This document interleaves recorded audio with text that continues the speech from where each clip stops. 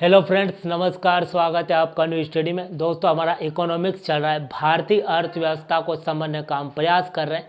आज दोस्तों आपने जो कुछ टर्म सुने होंगे, कुछ वर्ड सुने होंगे, जैसे कि GDP, GNP, NDP, NNP, PCI, ये क्या होता है, इसको दोस्तों आप पूरा शुरू से एंड तक काफ़ी मतलब आप देखते हैं काफ़ी इंटरेस्टिंग तरीके से, तो आपको दोस्तों काफ़ी क्लियर हो जाएगा और हमेशा के लिए कॉन्सेप्ट क्लियर होने वाला है। दोस्तों आज का वीडियो आप काफ़ी इंटरेस्टिंग तरीके से देखते हैं। देखिए दोस्तों, ये संसाधन पार्ट 2 रहेगा, जो कि दोस्तों इससे पहले एक पार्ट अपलोड हो चुका है, संसाधन पार्ट 1।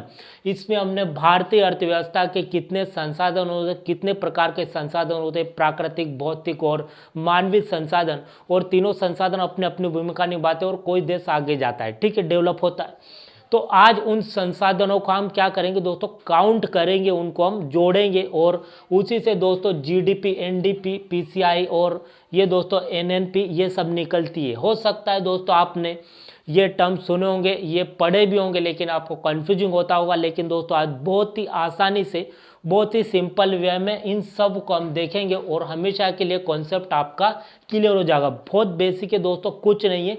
तो चलिए शुरू करते हैं। सबसे पहले दोस्तों मैं उम्मीद करता हूँ आप इकोनॉमिक्स के मेरे जो लेक्चर है दोस्तों आप सीरियल वाइज उसको कवर कर रहे हैं, तो आपको दोस्तों समझने में काफ़ी अच्छा लगेगा और आज के वीडियो में आपको काफ़ी इंटरेस्ट आने वाला, काफ़ी मजा आने वाला है। इस दोस्तों संसाधन पार्ट 2 है ये, तो 1 अपलोड हो चुका है। 1 में हमने बताया कि संसाधन किसी देश में कितने इंपॉर्टेंट होते हैं, कितने प्रकार के संसाधन होते हैं और उन संसाधनों से कैसे वह एक दूसरे से जुड़े रहते हैं और कैसे किसी देश को डेवलप करने में वो अपनी भूमिका निभाती है। 3 प्रकार के संसाधन होते हैं दोस्तों, एक तो प्राकृतिक, भौतिक और मानवीय। ये संसाधन क्या होते हैं ये उस वीडियो में आपने देख लिए होंगे, मैं उम्मीद कर रहा हूँ। अगर नहीं देखे तो दोस्तों देख लिया है और फिर ये वीडियो देखिए, तो उसके बाद का दोस्तों ये लेक्चर हो जाता है। तो आज का वीडियो दोस्तों आपके लिए काफ़ी इंपॉर्टेंट होने वाला है। और पूरी इकोनॉमिक्स की दोस्तों अगर बात करें, भारतीय अर्थव्यवस्था का सबसे इंपॉर्टेंट चैप्टर इसको कह सकते हैं, क्योंकि काफ़ी कंफ्यूजिंग वाला दोस्तों रहता है, तो हम बहुत ही आसानी से उसको समझेंगे। देखिए, सबसे पहले आपको कुछ एक टर्म्स याद होनी चाहिए दोस्तों। एक का मतलब होता है ग्रॉस, ठीक है, एक को बोला जाता है ग्रॉस और एक को बोला जाता है नेट। ग्रॉस और नेट क्या होता है दोस्तों, ये आप समझिए। ग्रॉस का मतलब होता है सब, मतलब सब ओवरऑल ले लिया जाता है। जैसे आप यूँ समझिए कि एग्जाम्पल समझिए, हम ग्रोस को पहले समझेंगे, ठीक है। जैसे ग्रोस, तो ग्रोस में अगर हम एग्जाम्पल देखें तो एक मतलब 50 किलो का एक चावल या गेहूं का आप थैला ले लीजिए, ठीक है। आप थैला लेने जाते हैं 50 किलो का, दोस्तों 50 किलो गेहूं काय में देगा, वो हाथ में तो देगा नहीं, पूरा थैला देता है ना, थैले में भरकर। तो दोस्तों जब वो तोलता है तो वो 50 किलो से कुछ 200-300 ग्राम ऊपर ही आएगा। क्यों आएगा, क्योंकि 50 किलो तो वो चावल का वजन हो जाएगा और 300 ग्राम थैले का वजन हो जाएगा। तो 50 किलो 300 ग्राम ये क्या हो गया, ग्रोस हो जाता है, मतलब सबका टोटल वजन ग्रोस होता है। और नेट में केवल जो चीज़ हम लेने जा रहे हैं, जो चीज़ होती है केवल उसी का वजन होता है। जैसे नेट में केवल 50 किलो चावल तो 50 ही लिखाएगा। ग्रोस में भैया कितना वजन है, तो 50 किलो 300 ग्राम, क्योंकि 50 किलो तो चावल है उस थैले में और 300 ग्राम उस थैले का वजन हो जाता है, ठीक है। नेट में केवल जो चीज़ लेने जाते हैं वही काउंट होती है, मतलब सिर्फ वो, जैसे कि हम चावल लेने गए तो 50 किलो वो चावल ही ऐड होंगे, ठीक। अब देखिए, आप अगर देखते हैं तो मतलब गैस की टंकी, जैसे सिलेंडर लेते हैं दोस्तों गैस का, तो आपको पता होगा उसमें ग्रोस वेट और नेट वेट दोनों लिखा रहता है। ग्रोस वेट का मतलब क्या होता है, ग्रोस वेट का मतलब होता है दोस्तों कि वो जो टंकी है दोस्तों लोहे की बनी होती है, तो टंकी का वजन और जितनी उसमें गैस आती है दोनों का वजन किस में होता है, ग्रोस वेट में, ठीक है। और नेट वेट में केवल गैस कितनी आ सकती है उसमें, वो ही उसमें वजन होता है। तो आप सिलेंडर आप देखते हैं गैस का, तो उसमें दोनों वजन आपको देखने को मिलते हैं। ग्रोस वेट में जितना टंकी का वजन है, जैसे लोहे की बनी हो तो लोहे का जितना वजन है और जितनी उसमें गैस आती है दोनों वजन आपको देखने को मिलते हैं, उसको ग्रोस बोलते हैं, ठीक। और नेट उसको बोलते हैं जो मतलब कि उसका जितनी उसमें गैस आती है वो ही वेट जो होता है उसको नेट बोलाता है। तो आपको दोस्तों पता चल गया होगा कि ग्रोस में सब ऐड होता है और नेट में केवल जिस चीज़ की बात हो रही है केवल वो ही ऐड होता है। ठीक है, अब देखिए यही दोस्तों इकोनॉमिक्स में यही टर्म्स यहाँ पर अप्लाई होगा। आज के लेक्चर में यही दोस्तों समझना इंपॉर्टेंट हो जाता है, बाकी ये तो मतलब इतना मुश्किल नहीं है। देखिए अब आप न्यूज़ समझिए, ये एग्जाम्पल आप समझे, आपको समझ में आ गया ग्रोस और नेट किसको बोलेंगे। अब देखिए दोस्तों आप यूँ समझिए कि हमने कोई गाड़ी ली है, जैसे 50,000 की कोई एक गाड़ी ली हमने, ठीक है, और वह थोड़ी ख़राब थी तो उस पर 10,000 का और अलग से हमने खर्चा करवाया और उसको 60,000 में हमने किसी को बेच दी। तो हमारे पास ग्रोस कितना आया, ग्रोस पेमेंट कितनी आई उसकी 60,000। लेकिन नेट अगर पूछे दोस्तों तो बाकी के 50,000 में तो हमने उसको खरीदी थी, हमको कितना फायदा हुआ, मात्र 10,000 का। दोस्तों आपको समझ में आ गया, ग्रोस में सब ऐड होगा। जैसे कि हमने वो गाड़ी खरीदी और जिसने उसमें लागत लगाई वो दोनों का मिलाकर ग्रोस होता है, और नेट में जितना हमको केवल फायदा हुआ है वो ही हम नेट में काउंट करेंगे। दोस्तों आपको समझ में आ गया होगा, ग्रोस और नेट आपको समझ में आ गया। तो हम चलते हैं विकास के पैमाने में, मतलब दोस्तों कौन सा देश किस तरह से डेवलप होता है। दोस्तों ये आपको ग्रोस और नेट समझ में आ गया होगा, उम्मीद कर रहा हूँ मैं। ठीक, अब देखिए दोस्तों आपने सुना होगा कि ये विकास का पैमाना होता है दोस्तों, कौन सा देश डेवलप कर रहा है या डेवलपिंग हो चुका है या अडेवलप मतलब विकसित नहीं है। दोस्तों यह इसी से तय होता है। ठीक है, आपको मतलब ऐसा लग रहा होगा, आपने सुना होगा कि अमेरिका है, रसिया, यूरोपीय कंट्री, अधिकतर फ्रांस, ब्रिटेन, जापान, जितनी भी कंट्री है दोस्तों विकसित कंट्री है। चाइना भी हमसे काफ़ी आगे, अभी डेवलप चल रहा है, अभी विकासशील बोल सकते हैं उसको, लेकिन अभी वो भारत से काफ़ी आगे। तो ये किस तरह से होते हैं, मतलब क्या होता है, कौन ऐसा तय करता है कि ये डेवलप हो चुके हैं, विकसित हो चुके हैं। हमारे दिमाग में क्वेश्चन आ रहा होगा कि भाई ये जो डेवलप है, हो सकता है इनके पास काफ़ी मनी हो, काफ़ी पैसा हो, इसलिए डेवलप इनको बोला जाता होगा। ऐसा नहीं है दोस्तों, आप ये लेक्चर शुरू से एंड तक देखिए, आपको पूरा डाउट क्लियर हो जाएगा और आपको जीडीपी, जीएनपी, एनडीपी ये सब दोस्तों आज क्लियर होने वाला है। और यहाँ से दोस्तों क्वेश्चन बनता है, 100% बनता है। मैंने बताया कि इकोनॉमिक्स का सबसे इंपॉर्टेंट चैप्टर लेक्चर आज का होने वाला है। देखिए उम्मीद करता हूँ दोस्तों ग्रोस नेट आपको समझ में आ गया। अब ये आप समझिए और समझिए कि कोई देश कैसे डेवलप होता है, कैसे विकसित उसको बोला जाता है, क्यों बोला जाता है, और विकासशील है तो क्यों बोला। जैसे हमारा देश दोस्तों विकासशील है तो विकसित क्यों नहीं बोलते, हम विकासशील ही क्यों बोल रहे हैं। या कोई देश अविकसित है, उनका विकास क्यों नहीं हो पा रहा है, तो ये इसी का ही कारण दोस्तों, इससे ही काउंट किया जाता है। तो इसको हम इन टर्म्स को हम समझेंगे और यहाँ से क्वेश्चन तो बनेगा ही, और आप इंटरेस्ट लीजिए कि देश काउंट कैसे होता है। मतलब देखिए दोस्तों सबसे इंपॉर्टेंट जीडीपी हो जाता है। आपने सुना होगा कहीं कहीं मतलब कि न्यूज़ में या पेपर में पढ़ा भी होगा, बुक में, कि जीडीपी, भारत की जीडीपी गिर रही है, भारत की जीडीपी ज़्यादा हो गई है, अमेरिका की जीडीपी सबसे हाई है। तो कैसे काउंट होती है दोस्तों, सभी आप जो वर्ड आप देख रहे हैं इन सब में इंपॉर्टेंट जीडीपी हो जाता है। अगर आप जीडीपी को समझ जाएंगे तो ये बाकी तो दोस्तों इसके पीछे पीछे जीडीपी के अंदर दोस्तों ये सब वर्ड छिपे हैं। तो जीडीपी को आप समझिए, बाकी सबको आप मतलब ऑटोमेटिकली आपको समझ में आ जाएगा। तो महत्वपूर्ण जीडीपी हो जाता है, आपने सुना भी होगा शायद, तो वही है। देखिए जीडीपी का मतलब दोस्तों होता है, ये शॉर्टकट है का, तो जीडीपी होता है ग्रॉस डोमेस्टिक प्रोडक्ट। ठीक है, क्या होता है, gross domestic product, G for gross, D for domestic और पी फॉर प्रोडक्ट। ठीक, इसका हिंदी में मतलब होता है सकल घरेलू उत्पाद, सकल घरेलू उत्पाद। दोस्तों यहाँ पर समझिए, मैंने शायद पहले कुछ लेक्चर में बताया कि जो नाम रखा जाता है तो उसका कुछ वजह होती है, उसके काम के आधार पर ही उसका नाम रखा जाता है।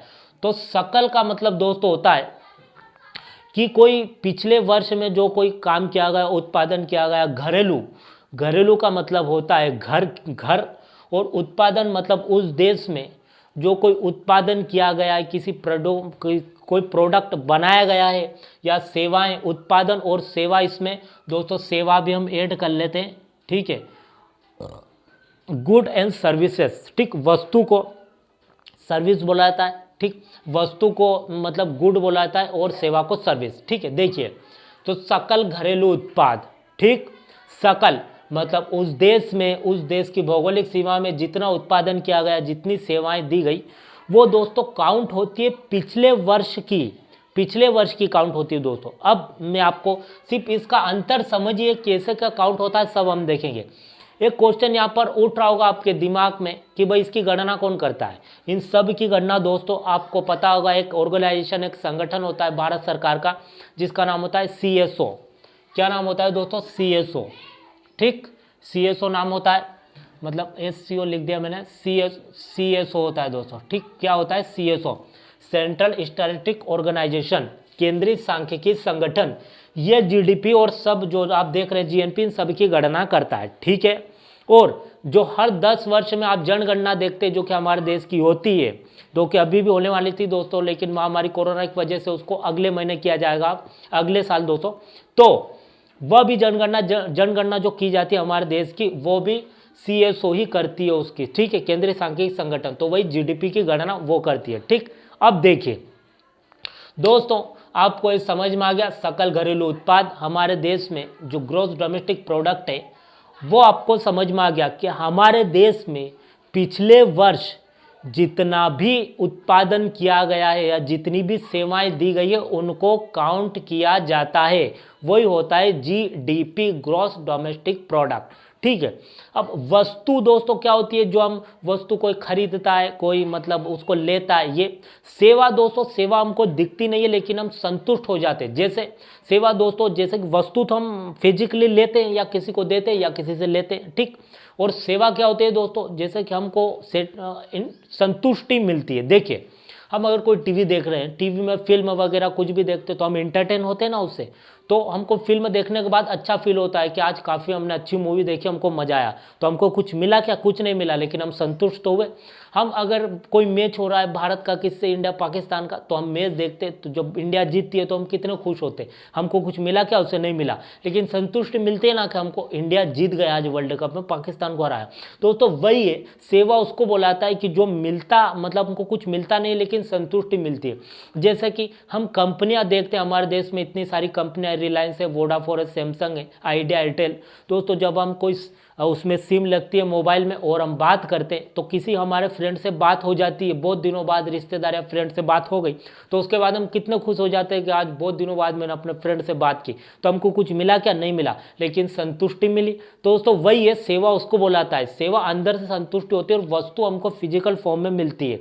तो जितनी भी कंपनी है दोस्तों, अब हमारे देश में दोस्तों घरेलू सीमा, तो हमारा देश दोस्तों जितना भी बड़ा है, वहाँ पर जितने भी प्रोडक्ट बन रहे हैं, जो कोई खरीद रहा है, कोई बेच रहा है, कोई कंपनी अपना प्रोडक्ट लॉन्च कर रही है, उसको खरीद रही है, बेच रही है, कोई अपनी सेवा दे रहा है, पूरे वर्ष का दोस्तों काउंट होता है, वही होता है GDP हमारे देश के अंदर।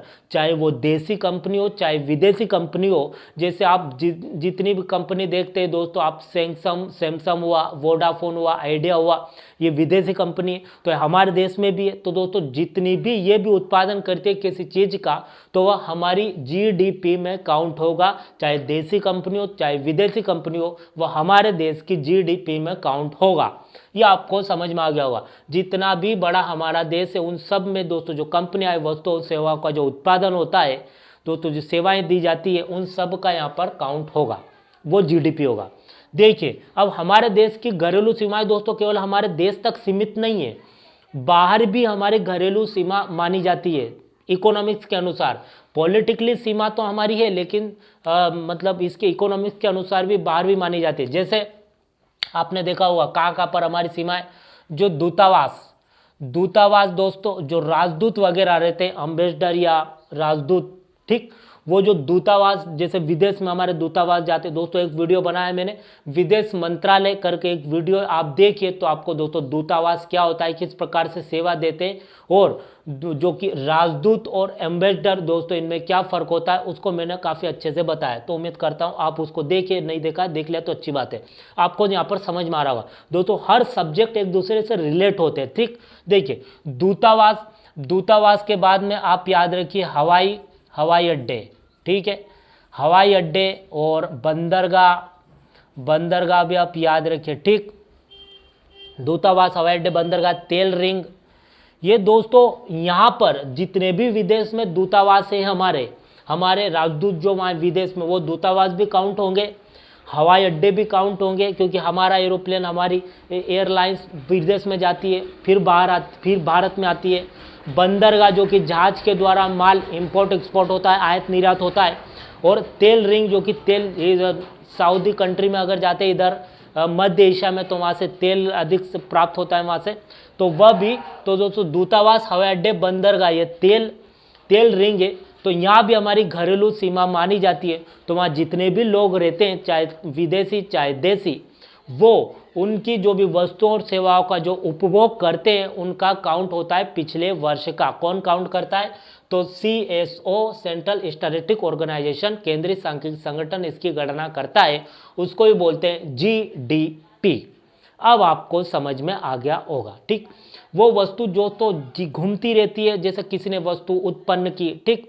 जैसे कि मान लो अगर 2 मिनट के लिए हम देखते हैं, तो जितनी भी विदेशी कंपनियां हमारे भारत में, वो जितना भी उत्पादन करती है, जितना भी बिजनेस करती है, तो वह दोस्तों हमारी GDP में काउंट होगा। हमारे घरेलू सीमा के अंदर जितने भी देसी कंपनी, विदेशी कंपनी, देसी व्यक्ति, विदेशी व्यक्ति जितना भी बिजनेस कर रहा है, वो सब GDP में ही आएगा, ठीक है। अब आपको समझ में आ गया होगा GDP ये होता है, ठीक। अब देखिए, GDP समझ में आया आपको। अब NDP, GDP का ही NDP होता है। तो मैंने अभी बताया G फॉर ग्रोस, तो ग्रोस मतलब सब काउंट होगा, और नेट में केवल जो जिस चीज़ की बात हो रही है केवल वही काउंट होगा। तो अब आपको पिछला लेक्चर जो संसाधन पार्ट 1 है, वो यहाँ पर उसकी ज़रूरत पड़ रही है।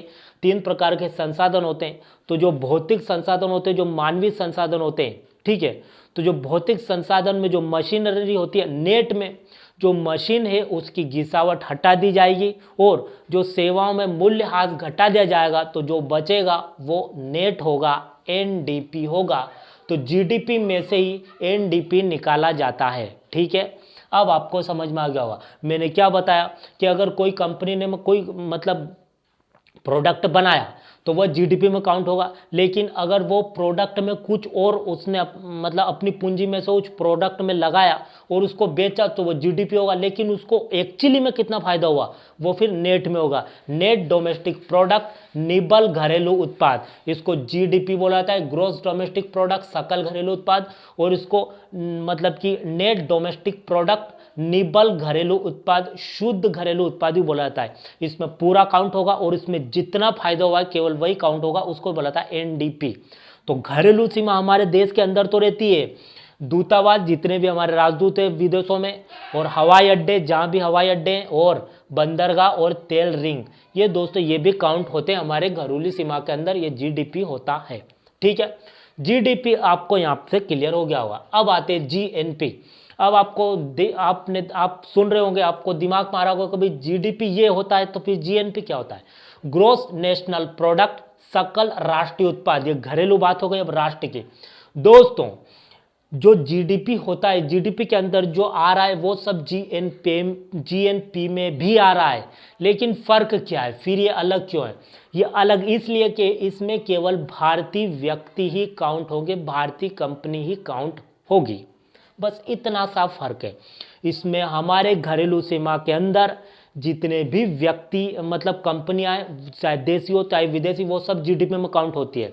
GNP में केवल हमारी भारतीय कंपनी ही काउंट होगी, भारतीय लोग जितना कमा रहे हैं वही काउंट होगा। जैसे हमारे भारत के अंदर जो विदेशी कंपनी, विदेशी लोग हैं वो भी कमा रहे हैं, तो वो काउंट GNP में नहीं होंगे, GDP में तो हो रहे हैं। अब GNP की बात कर रहे हैं, तो जितने भी विदेशी कंपनी या विदेशी व्यक्ति जितना भी कमा रहे हैं, उनको हटाकर दोस्तों जितने भी भारतीय लोग जिस भी देश में जितनी कंपनियां हैं और वहाँ वो कमा रहे हैं, वस्तुओं और सेवा का उपभोग कर रहे हैं, तो वहाँ से जितना वो पैसा भारत में भेजेंगे वो GNP में ही काउंट होगा, सकल राष्ट्रीय उत्पाद में ही काउंट होगा, ठीक है। अब आपको समझ में आ गया होगा। और भारतीय व्यक्ति पूरे देश में जहाँ जहाँ भी फैले हैं उनका GNP में काउंट होगा। उनकी मनी जो पिछले वर्ष में वस्तुओं और सेवाओं का जो उपभोग उन्होंने किया, जो प्रोडक्ट उत्पन्न किया, जैसे कि आप देखते हैं हमारी रिलायंस कंपनी जो कि हमारी भारत की कंपनी मुकेश अंबानी की, तो विदेश में भी अपनी सेवा देती है। तो जब दोस्तों GDP बने उस जिस देश में वो सेवा दे रही है, जैसे मान लो अमेरिका में सेवा दे रही है, ठीक, तो जब GDP अमेरिका की GDP जब निकालेंगे तो अमेरिका वो उसमें काउंट करेंगे जीडीपी में, लेकिन जब भारत का जीएनपी आएगा तो रिलायंस का जो जितना भी बिजनेस किया है वो भारत के जीएनपी में काउंट होगा। ठीक है, घरेलू सीमा में जितने भी देसी विदेशी आ रहे हैं सबको काउंट करेंगे, और जीएनपी में देसी विदेशी को नहीं, केवल भारतीय लोगों को, केवल भारतीय लोगों को, जहाँ जहाँ भी पूरे देश में वो फैले और बिजनेस अपना प्रोडक्ट कर रहे हैं, जितना बिजनेस कर रहे हैं वो सब जीएनपी में काउंट होगा। ठीक, अब आपको समझ में आ गया होगा। अब देखिए, मतलब यूँ समझिए कि जितने भी विदेशी कंपनी है जब भारत में बिजनेस कर रही है तो भारत का जीडीपी निकालेंगे तो उसमें काउंट हम करेंगे, हम हमारे विदेशी को भी, लेकिन जीएनपी निकालेंगे तब उनको काउंट हम नहीं कर सकते, केवल भारतीय लोगों को ही करेंगे। तो हमारे देश में जितने भी भारतीय हैं और वो कमा रहे, और विदेशों में जितने भी भारतीय कमा रहे हैं वो पैसा तो भारत ही भेजेंगे, तो उनका जीएनपी में काउंट होगा। तो जीडीपी ये होता है, जीएनपी ये होता है। ठीक, अब देखिए, जीएनपी से एनएनपी जो कि ग्रॉस नेशनल प्रोडक्ट है, तो इसमें से नेट नेशनल प्रोडक्ट कैसे निकालते, वस्तुओं और मतलब कि वस्तुओं में से क्या है उसकी घिसावट हटा दो मशीन में से, और जो सेवा है उसमें से मूल्यह्रास घटा दो, तो जो निकलेगा वो नेट होगा। ठीक है, अब देखिए, ग्रोस का मतलब सब काउंट होगा, और नेट मतलब जो केवल जिस वस्तु की बात हो रही है केवल वही काउंट होगा, उसकी गुण ही काउंट होंगे। दोस्तों आपको समझ में आ गया होगा। अब पीसीआई हम देखते हैं, पर कैपिटा इनकम, प्रति व्यक्ति आय। प्रति व्यक्ति आय दोस्तों उस देश में जितने भी क्वांटिटी हुई है, मानी कि प्रोडक्ट की जो भी है, जितनी भी क्वांटिटी और देश की जितनी जनसंख्या उससे भाग दे दो तो पीसीआई आ जाएगा, पर कैपिटा इनकम आ जाएगी। जैसे 2 मिनट के लिए अगर मान लो कि एक घर में 100 व्यक्ति है, ठीक है, मतलब 100 रुपये कमाते हैं और 5 व्यक्ति है, तो प्रत्येक के खाते में कितने आ रहे हैं, 20-20 रुपये, तो उस व्यक्ति मतलब उस घर की पर कैपिटा इनकम कितनी आ गई, 100 रुपये। ऐसे देश की काउंट कर सकते हैं। ठीक, दोस्तों ये हमने देखा जीडीपी से एनडीपी किस तरह से निकालते हैं, जीएनपी से एनएनपी किस तरह से निकालते हैं, ये हमने देखा। सिंपल, हमारे देश के घरेलू सीमा में जितने भी प्रोडक्ट उत्पन्न होते हैं या यूज में होते हैं उन सबको जीडीपी बोला जाता है। दोस्तों आपको संसाधन पता होंगे, वही संसाधन की बात हो रही है जो पार्ट 1 में हमने बात की है, प्राकृतिक, भौतिक और मानवीय, उनका जो उपभोग होता है, यहाँ पर उस लेक्चर की जरूरत पड़ेगी। अगर आपने देखा है तो आपको काफ़ी समझ में आसानी से आ रहा होगा। तो वहाँ पर यहाँ पर जो उसका उत्पन्न होता है तो उसको जीडीपी में, लेकिन यहाँ पर देशी और विदेशी दोनों काउंट होंगे। यहाँ पर केवल भारतीय लोग काउंट होंगे तो इनको हटा दिया जाएगा। ठीक है, जैसे कि दोस्तों आप जीएनपी में हम देख रहे हैं, तो जीएनपी में देखिए दूतावास, तो जब विदेशों में हमारे दूतावास हैं तो भारत में भी तो विदेशों के दूतावास हैं। ठीक है, तो उनको मतलब हमारे दूतावास से इनके दूतावास को घटा देंगे। फिर हवाई अड्डे, दोस्तों विदेशों में हम हवाई अड्डे को काउंट कर रहे हैं तो हमारे हवाई अड्डे वो काउंट करेंगे विदेश, तो फिर इनको हटा दिया जाएगा। बंदरगाह, हम दोस्तों हमारे यहाँ विदेशी अगर है तो उनको हटा देंगे और वहाँ से हमारे तो काउंट कर लेंगे। तेल रिंग को भी काउंट कर लेंगे। तो इनको दोस्तों जहाँ पर हमारे हैं ये दूतावास, हवाई अड्डे, बंदरगाह, इनको हम हटा देंगे और उनको जोड़ लेंगे। ठीक है, विदेशों में अगर हमारे भारतीय वहाँ रहते हैं तो। ठीक, अब देखिए इसके बाद में आयात निर्यात। अगर आयात निर्यात में दोस्तों अगर देखिए आयात और निर्यात हम देखते हैं तो यहाँ से अगर कुछ जा रहा है बनकर तो उसको घटा देंगे, और आ रहा है तो फिर उसको जोड़ लेंगे, तो आयात निर्यात दोस्तों हो जाएगा। तो ये दोस्तों आपको समझ में आसानी से आ गया होगा। संसाधन पार्ट 2, पार्ट 1 में संसाधन क्या होते हैं उसको हमने देखा, पार्ट 1 में किस तरह से काउंट करते हैं ये हमने देखा। दोस्तों बहुत बेसिक से जीडीपी से एनडीपी निकलता है और जीएनपी से एनएनपी निकलता है, और पीसीआई जो प्रति व्यक्ति आय होती है। तो 5 टर्म्स होते हैं, हमने आसानी से देखे। उम्मीद करता हूँ आपको समझ में आया होगा। इसको देखिए दोस्तों, शुरू बार में कन्फ्यूजिंग होता है, उसके बाद में 1-2 बार आप काफ़ी इंटरेस्ट लेंगे तो काफ़ी आसानी समझ में आ जाएगा। और इसी तरह से दोस्तों कोई देश विकसित, अविकसित, विकासशील इससे ही तय होता है। हमको ऐसा लगता होगा कोई देश के पास ज़्यादा मनी है तो उसको विकसित घोषित कर दिया जा सकता होगा, जैसे यूएसए, ब्रिटेन, फ्रांस, चीन, जितने भी, जापान वगैरह, रसिया। नहीं दोस्तों, वहाँ पर इन चीज़ को देखा जाता है, और इन चीज़ को देखने के बाद में सरकार कितनी सक्षम है देश को चलाने के लिए, सेना मतलब सेना की क्या स्थिति है, वहाँ पर सेना कितनी पावरफुल है, उनके पास हथियार कैसे, वहाँ बेरोजगारी कितनी है, स्वास्थ्य सेवाएं कैसी है, वहाँ पर सभी लोगों को सही तरीके से भोजन मिल रहा है कि नहीं, और उस देश की सरकार वहाँ पर जनता पर कितना ध्यान दे रही है, इन सब चीज़ों पर ध्यान रखा जाता है। और वहाँ की जीडीपी कितनी अच्छी है, जीएनपी कितनी अच्छी है, इन सब चीज़ों को दोस्तों मिलाकर देखा जाता है, तभी बोला जाता है कि ये देश डेवलप है। ठीक है, इन सब चीज़ों को ध्यान में रखकर दोस्तों ये हमने देखा देश का विकास का पैमाना, कौन सा देश विकसित कैसे होता है, तो इन तरीकों से होता है। तो मिलता है अगले वीडियो में। Thank you.